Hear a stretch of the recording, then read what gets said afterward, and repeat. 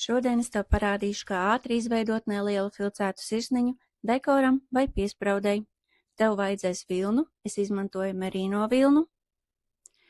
Adatiņu sausajai filcēšanai der jebkāds resnums. Paliknīti der putaplasta vai vienkārši virtuves švammīte. Formiņu, siltu ūdeni un ziepes. Sākam ar vilnu. Paņem nelielu šķipsnu un vieglu sapuciņu, lai šķiedras kļūst gaisīgākas un vienmērīgākas. Sirds formiņu uzliec uz palikņa un iepildi to ar plānu vilnas kārtu. Labāk vairākas plānas kārtas nekā vienu biezu, tad virsma būs gludāka.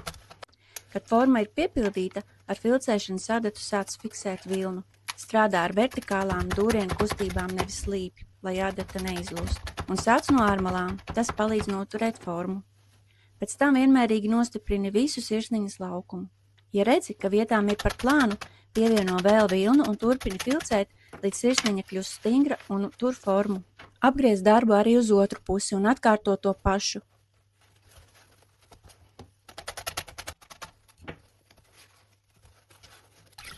Kad filcēšana ar adatu ir pabeigta, pārējam uz slapjo filcēšanu. Šī metode palīdzēs izlīdzināt virsmu un padarīs sirsniņu noturīgāku. Samitriņu sirsniņu siltā ūdenī, uzputo ziepes un maigi berzē starp plaukstām. Sākumā ļoti uzmanīgi, lai forma neiziet. Kad jūti, ka materiāls sāk savilkties, vari spiedienu palielināt. Apstrādā arī maliņas, tieši tās visbiežāk prasa visvairāk uzmanības.